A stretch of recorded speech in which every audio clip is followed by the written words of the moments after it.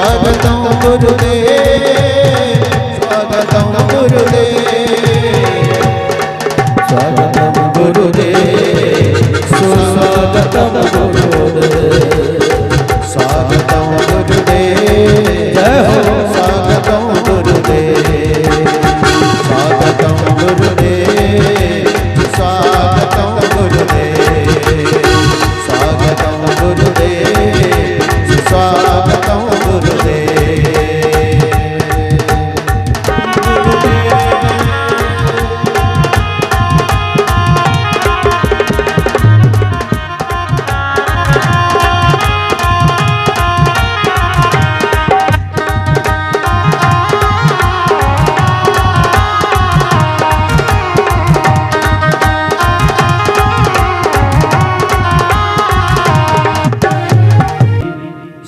भागवत भगवान की है आरती पापियों को पाप से है श्री भागवत भगवान की है आरती पापियों को पाप से है तारती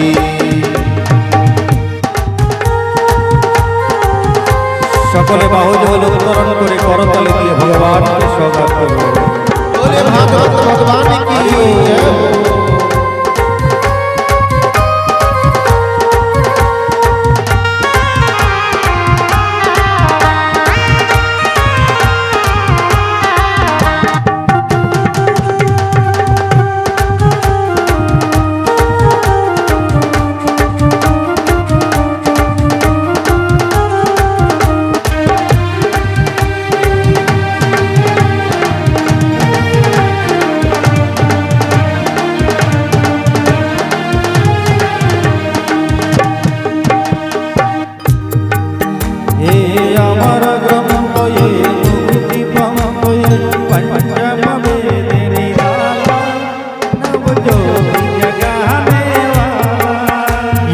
अमर ग्रंथ ये मुक्ति पंथ ये पंचम वेद निराला नव ज्योत जगाने वाला ये अमर ग्रंथ ये मुक्ति पंथ ये पंचम वेद निराला नव ज्योति जगाने वाला ये अमर ग्रंथ ये मुक्ति पंथ ये पंचम वेद निराला नव ज्योत जगाने वाला हरि नाम हरि नाम यही हरि नाम यही हरि नाम हरि नाम यही हरि नाम यही त्रिजग मंगल की आरती पापियों को पाप से है तारती श्री भागवत भगवान की है आरती पापियों को पाप से है तारती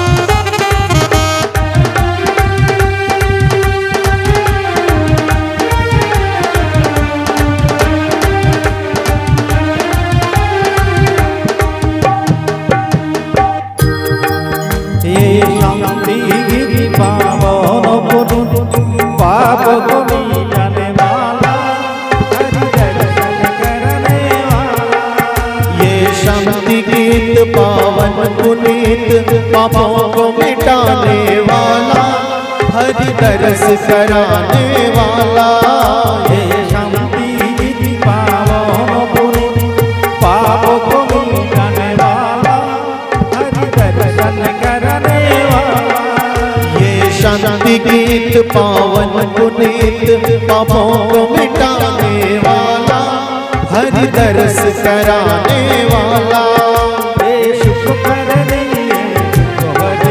ये हरणी सुख करनी दुख हरनी ये सुख करणी ये दुख हरणी श्रीमद शुभगति की आरती पापियों को पाप से है तारती श्री भागवत भगवान की है आरती पापियों को पाप से है तारती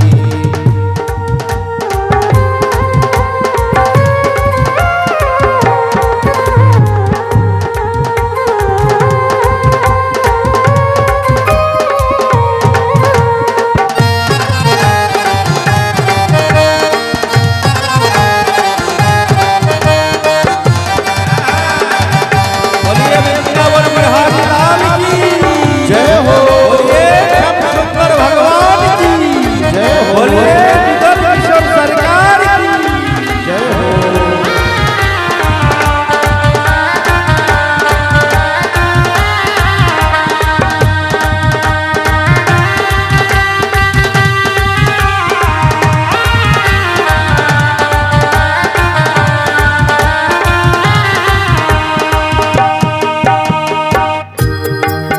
हे मधुरो बोल जग पंगो बोल छत मरकाने वाला बिजली को बनाने वाला ये मधुर बोल जगपंथ खोल सतमार्ग बताने वाला बिगड़ी को बनाने वाला हे मधुरो बोल जग पंगो बोल छत मरकाने वाला बिजली को बनाने वाला ये मधुर बोल जगपंथ खोल सतमार्ग बताने वाला बिगड़ी को बनाने वाला श्री राम यही घनश्याम यही श्री राम यही घनश्याम यही श्री राम यही घनश्याम यही श्री राम यही घनश्याम यही प्रभु की महिमा की आरती पापियों को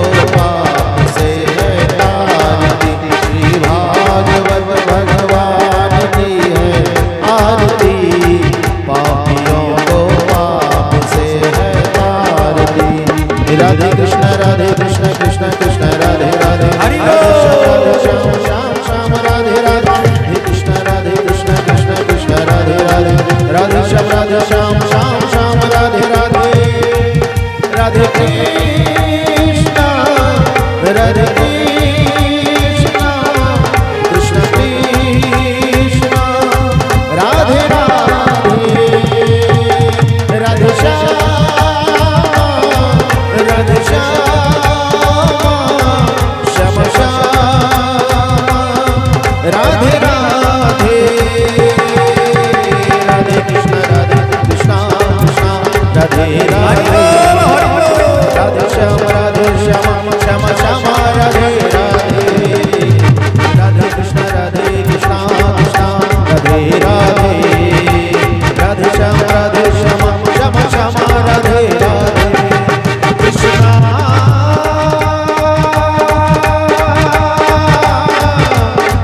कृष्ण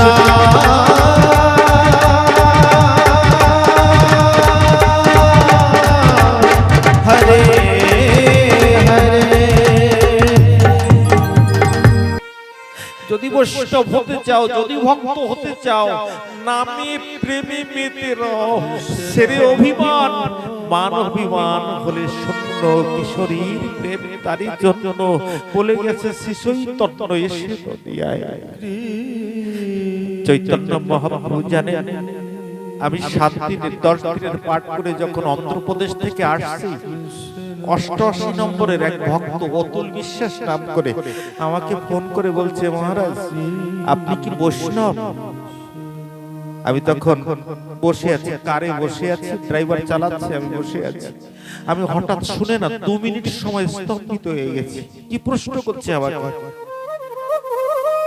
সঙ্গে সঙ্গে তাকে বললাম রাধা কৃষ্ণের মিলিত তনু তিনি বৈষ্ণব হতে পারেনি বলল তিনাদবি শ্লোকতে আমি বাদ পড়ে গেছি আমি নিজেকে বৈষ্ণব দাবি করতে পারি বলুন না আমাকে কি বললো জানেন আমার 100 প্রশ্ন ছিল আপনার কাছে, আপনার একটা কথায় আমার 100 প্রশ্ন জল হয়ে গেছে। আমার আর কোনো প্রশ্ন নাই, আমার আর কোনো প্রশ্ন নেই, আমার আর কোনো জিজ্ঞাসা নেই।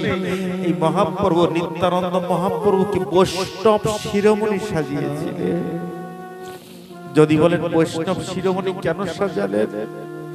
যেদিন জগাই মাথাইকে উদ্ধার করেছিলেন, নিত্যানন্দ মহাপ্রভুকে আঘাত করেছিল, রক্ত ঝরঝর করে পড়তেছিল, ওই পাপী পামরদের আঘাতে মহাপ্রভু কথা দিয়ে এসেছিলেন যে কলিহত মানুষের জন্য আমি অস্ত্র ধরব না, আমি একমাত্র নাম অস্ত্র নিয়ে প্রত্যেকটা জীবকে উদ্ধার করে যাব। তিনি সহ্য করতে পারলেন না, নিতাই অঙ্গে যখন আঘাত করেছিল, কি করলো জানেন? যিনি প্রতিজ্ঞা করে জগতে এসেছেন আমি নাম অস্ত্র ছাড়া কোনো অস্ত্র ধারণ করব না, তিনি তার ভক্ত সঙ্গে আঘাত করার দেখতে না পেয়ে তিনি সুদর্শনকে আহ্বান করেছিলেন। যখন সুদর্শন প্রকট হয়ে গেলেন, আমার নিত্যানন্দ মহাপ্রভু হাত জোড় করে মহাপ্রভুকে বলছে, প্রভু তুমি কেন এদের অস্ত্র ধরলে বলো না? বলে তোমাকে আঘাত করেছে, বলে মাধাই আমাকে আঘাত করেছে, জগাই আমাকে রক্ষা করেছে, তুমি কৃপা করে দাও, এদেরকে ক্ষমা করে দাও প্রভু। চৈতন্য মহাপ্রভু নিজে এই জায়গাটায় যে আমি ক্রোধকে সম্বরণ করতে পারিনি, আমি বৈষ্ণব হই কি করে, নিত্যানন্দ মহাপ্রভুকে বৈষ্ণব শ্রেষ্ঠ সাজিয়ে গেলেন। যে বৈষ্ণব হব বলে বড় ছিল সাধ, আমি 3 আনা বিশুল খেতে পড়ে গেছি। জানেন, এই নিত্যানন্দ মহাপ্রভুকে যখন সংসারে পাঠিয়ে দিলেন, পাঠিয়ে দেওয়ার পরে উদ্ধারণ তত্ত্বকে নিয়ে যখন তিনি আসলেন গৃহ আঙিনায়, অল্প একটু নিতাই চরিত্র, নিত্যানন্দ চরিত্র অল্প একটু শ্রবণ করে যান আপনারা, সামান্য আস্বাদন করবার জন্য অনুরোধ করব। কেন করব জানেন? যে বৈষ্ণব শিরোমণি সাজালেন নিত্যানন্দ মহাপ্রভুকে, কেমন তার জীবন চরিত্র যদি একটু হৃদয়ঙ্গম করতে না পারি, আমরা বুঝতে পারবো না যে তিনি বৈষ্ণব শ্রেষ্ঠ কি করে হলেন। এই নিত্যানন্দ মহাপ্রভু যখন আসলেন, উদ্ধারণ তত্ত্বকে নিয়ে যখন গেলেন নাম প্রচারে, যখন মনে মনে চিন্তা করছে আমি তো গৃহ আঙিনায় আসলাম, গৃহস্থ হয়ে আসছি, তাহলে আমাকে তো দ্বার গ্রহণ করতে হবে, আমাকে তো বিবাহ করতে হবে। কি করলো জানেন? নিত্যানন্দ মহাপ্রভুর তখন বিবাহ হয়নি, সম্বন্ধ করবার জন্য উদ্ধারণ দত্ত গেলেন সূর্যদাস পণ্ডিতের ঘরে। 2 কন্যা তার, বসুধা এবং জাহ্নবী। যখন গেলেন, যাওয়ার পরে সূর্যদাস পণ্ডিতকে হাত জোড় করে বলছেন, তোমার কন্যাকে বিবাহ দেবে? সূর্যদাস পণ্ডিত বলছে, হ্যাঁ বিবাহ দেব। পাত্র কোথায়? বলে পাত্র, ভালো পাত্র আছে। বলে ভালো পাত্র আছে? বলে বলো বলো কি করে পাত্র? আজ কোথাও গেলে সম্বন্ধ দেখতে গেলে বাবা প্রথম জিজ্ঞেস করে ছেলে কি চাকরি করে, ছেলে ভালো ব্যবসা আছে, জিজ্ঞেস করে কিনা বাবা। সূর্যদাস পণ্ডিত জিজ্ঞাসা করলো উদ্ধারণ দত্তকে, ছেলে কি করে? আড়ালে দাঁড়িয়ে আছে আমার নিত্যানন্দ মহাপ্রভু। উদ্ধারণ দত্ত সূর্যদাস পণ্ডিতকে গিয়ে বলছে, ছেলে কি করে শুনবে? বলে হ্যাঁ। বলে ছেলে সারাদিন বাহুযুগল উত্তোলন করে হরিনাম করে। বলে সারাদিন হরিনাম করে, কোনো কর্ম করে না? বলে না। বলে বেরিয়ে যাও আমার ঘর থেকে, বেরিয়ে যাও আমার ঘর থেকে। সারাদিন শুধু হরিনাম করে বেড়ায়, বাহুযুগল উত্তোলন করে কৃষ্ণ কৃষ্ণ বলে কাঁদে, তার জন্য সম্বন্ধ নিয়ে এসেছো আমার কাছে, বেরিয়ে যাও। উদ্ধারণ দত্ত বলল, বন্ধু তুমি আমাকে বের করে দিচ্ছ? বলে হ্যাঁ, এইমাত্র বেরিয়ে যাও। যখন উদ্ধারণ দত্ত বেরিয়ে আসছে, গাছের আড়ালে দাঁড়িয়ে নিত্যানন্দ মহাপ্রভু শ্রবণ করলো, মনে মনে চিন্তা করছে, হে গৌর হরি, তুমি আমাকে সংসারে পাঠালে, সমস্ত জীবের দায়িত্ব দিয়ে, এই জগৎবাসীর জীবের দায়িত্ব দিয়ে তুমি আমাকে পাঠালে নাম প্রচার করবার জন্য, গৃহস্থ আশ্রমে প্রবেশ করবার জন্য। আমি একটা মেয়ের দায়িত্ব নিতে পারলাম না, আমাকে দিল না, আমি সমস্ত জগৎবাসীর দায়িত্ব কি করে নেব? এই চিন্তা করে না নিত্যানন্দ মহাপ্রভু ছুটছে গঙ্গার জলে, প্রাণ বিসর্জন দিয়ে দেবে। উদ্ধরণ দত্ত পিছে পিছে ছুটছে, প্রভু দাঁড়াও প্রভু। ছুটতে ছুটতে যখন গঙ্গায় ঝাঁপ দেবে, এমন সময় গিয়ে তাকে জড়িয়ে ধরে বলছে, প্রভু আবার মহাপ্রভুর বাণী, তোমাকে গৃহস্থ হতে হবে, এ তো প্রথম পরীক্ষা। তুমি যদি এমন করো, কোনো শ্রেষ্ঠ জন যদি এমন করে, এই জীব কার ছায়ায় সে দাঁড়াবে বলতে পারো? প্রভু কি কথা বললেন আমার নিত্যানন্দ মহাপ্রভুকে। তুমি যদি এমন করো প্রভু, বলো না, জগৎ জীব কার চরণ ছায়ায় এসে দাঁড়াবে? নরোত্তম দাসের ভজন, নিতাই পদ কমল কোটি চন্দ্র সুশীতল, যে ছায়ায় জীবন জুড়ায়। বলো না, প্রভুকে ডাক দিয়ে বলছে, প্রভু এই জগৎ জীব কোথায় দাঁড়াবে একটু বলো না। উদ্ধারণ তত্ত্বকে জড়িয়ে ধরলে, তুমি আমার বিবেক খুলে দিলে গো। কে বলছে? বৈষ্ণব শিরোমণি নিত্যানন্দ মহাপ্রভু উদ্ধরণ দত্তকে জড়িয়ে ধরে বলছে, তুমি আমার বিবেক খুলে দিলে, চলো চলো। তবে উদ্ধরণ দত্ত ডাক দিয়ে বলছে, প্রভু যে বৈষ্ণব অপরাধ করে তার ক্ষমা হয় না, এই জগতে ক্ষমা হয় না। আমার নিত্যানন্দ মহাপ্রভু মুখখানা চেপে ধরলেন, উদ্ধরণ এমন কথা বলতে নেই, এটা বৈষ্ণবের মুখে মানায় না। মুখটা চেপে ধরলেন। জানেন কি ঘটনা ঘটলো? শুনে যান, বড় মানবিক প্রসঙ্গ। ওই যে সূর্যদাস পণ্ডিত উদ্ধরণ দত্তকে বাড়ি থেকে বের করে দিলেন, ঘরে দরজা দিয়ে রাত্রকালে কন্যা শয়ন করেছে। সূর্যদাসের দুই কন্যা জাহ্নবী বসুধা যখন শয়ন করতে, সকালে উঠে দেখে যে মেয়ের সম্বন্ধ হবার জন্য উদ্ধরণ দত্ত এসেছিল, সে মেয়েটা মারা গেছে। সকালবেলা উঠে বলছে, আমা জাগো, প্রত্যেক দিন তুমি ব্রহ্ম মুহূর্তে উঠে রাধা কৃষ্ণের ভজন করো, আরতি দেখা, মঙ্গল আরতি করো, আজ জাগবে না, আজ উঠবে না তুমি। সূর্যদাস পণ্ডিত যখন ডাকছে, দেখে দরজা কেউ সাড়া দিচ্ছে না। দরজাটা ভেঙে যখন ঘরের ভিতরে গেল, দেখে জাহ্নবী দেবী ঘুমিয়ে আছে। হাতে গিয়ে সাড়া দিচ্ছে, ওমা জাগো, আজ তো বেলা হয়ে গেল, জাগবে না। দেখে মৃত অবস্থায় পতিত হয়ে আছে। হুঙ্কার দিয়ে উঠলে, হুঙ্কার দিয়ে কান্নার রব পড়ে গেল। সবাই এসে সান্ত্বনা দিয়ে যখন বাঁশের দোলনায় করে সেই কন্যাকে দাহন করবার জন্য নিয়ে যাচ্ছে, যখন দাহন করবার জন্য নিয়ে যাচ্ছে, শ্মশান বন্ধুরা সবাই একত্রিত হয়ে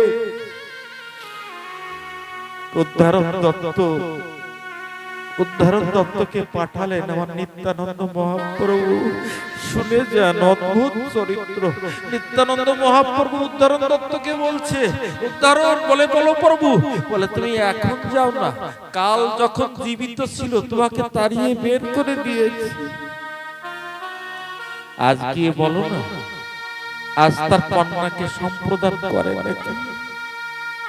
উদ্ধরণ দত্ত সূর্যদাস পণ্ডিতের কাছে গিয়ে বলছে, পণ্ডিত মশাই, কাল এসেছিলাম, আপনি বাড়ি থেকে দূর দূর করে তাড়িয়ে বের করে দিয়েছেন, আজ তো মেয়েটা মারা গেছে, কিছুক্ষণ পরে তাকে দাহন করে ফেলবেন না, পুড়িয়ে দেবেন, আজ এই মরা মেয়েটাকে, মৃত মেয়েটাকে দান করা যায় আমার প্রভু কি? সূর্যদাস পণ্ডিত চোখের জল ছেড়ে দিয়ে বলছে, উদ্ধরণ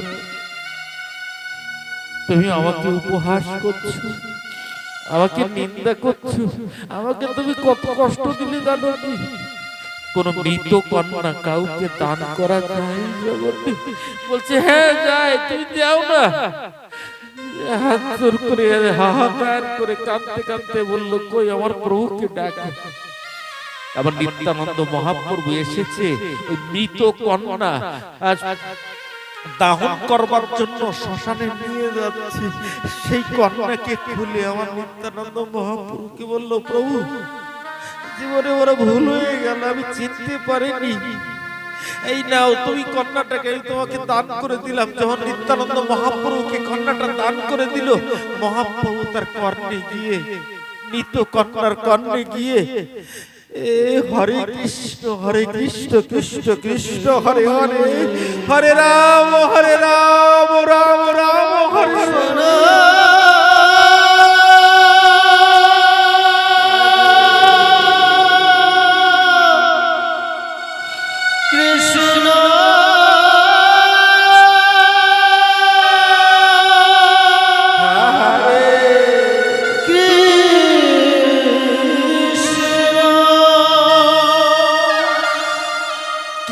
কৃষ্ণ বলবার সঙ্গে সঙ্গে যেমন একটা মানুষ ঘুম থেকে জাগে জগতে, সেই কন্যা সূর্যদাস পণ্ডিতের কন্যা যেমন ঘুম থেকে জাগে, তেমন জেগে উঠে বলল, কে আমাকে কৃষ্ণ নাম শোনালেন? সবাই অবাক হয়ে গেল। কৃষ্ণ নামের মহিমা আমার গৃহস্থ আশ্রমে জগৎ জীবের শিক্ষা দেওয়ার পূর্বে আমার পিতা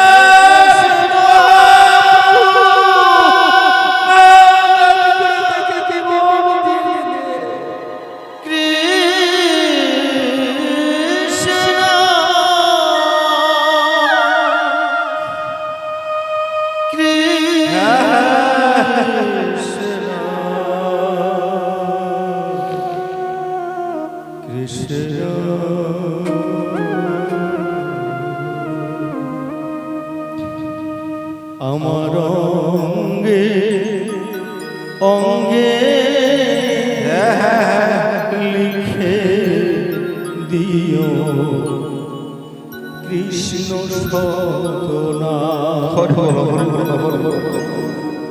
বর্ষণে শ্রীকৃষ্ণ লেখ,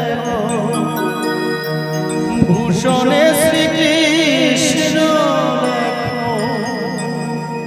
ইহকাল শ্রীকৃষ্ণময়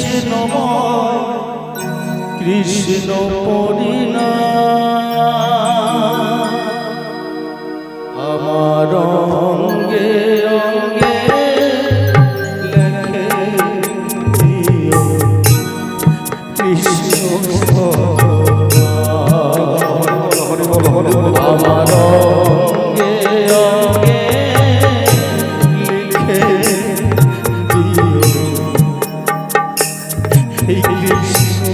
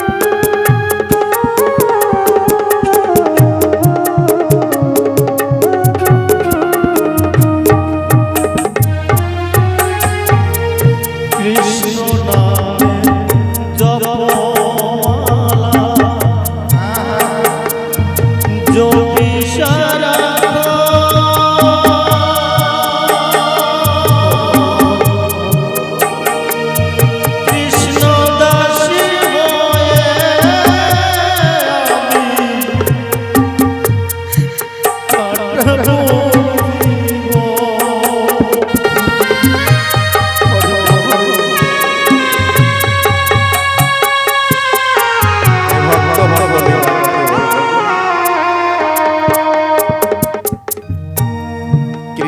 নামের মহিমা আমরা জগতে বলে বলে চিন্তা করি, কি জানেন,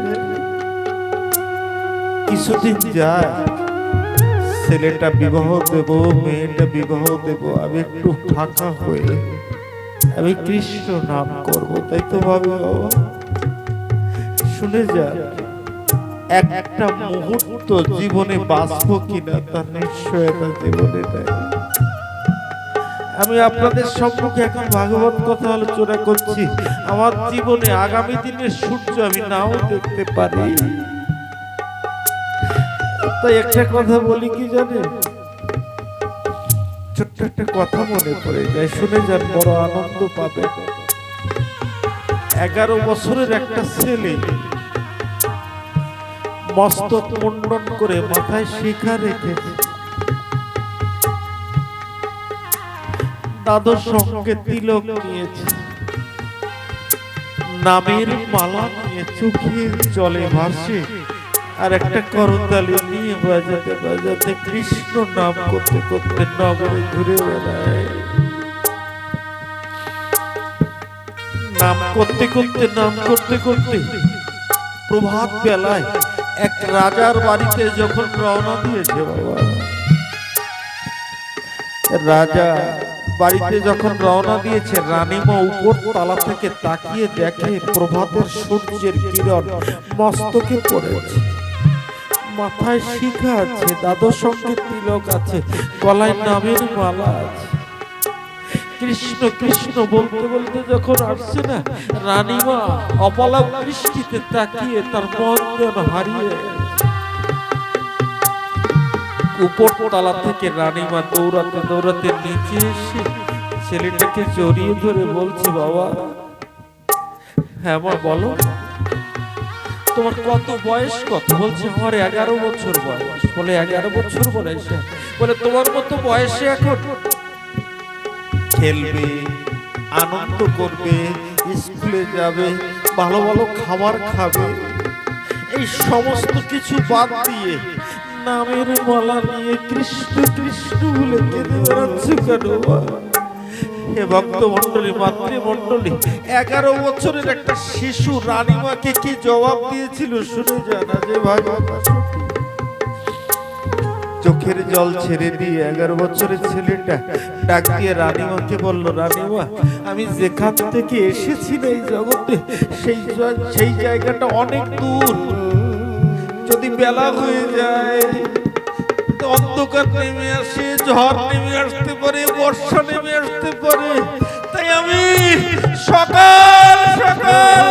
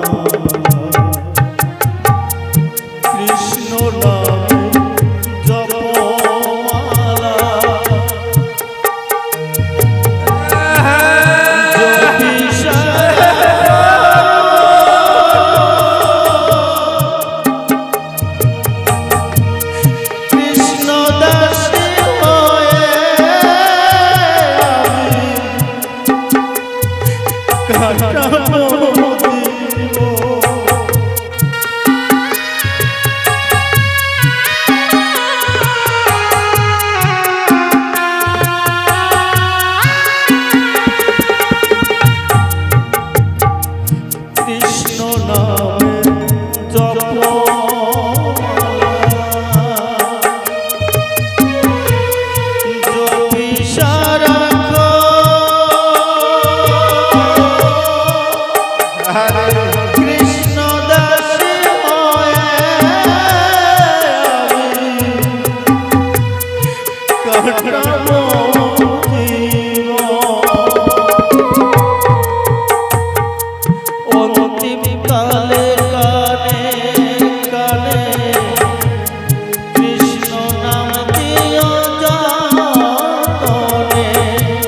অন্তিম কালে কানে কানে কৃষ্ণ নাম দিও যাতনে শেষের দিনে দেখা দেবে শ্যাম ঘন শ্যাম আমার অঙ্গে অঙ্গে লিখে দিও কৃষ্ণ শতনাম আমার অঙ্গে অঙ্গে লিখে দিও কৃষ্ণ শতনাম বসনে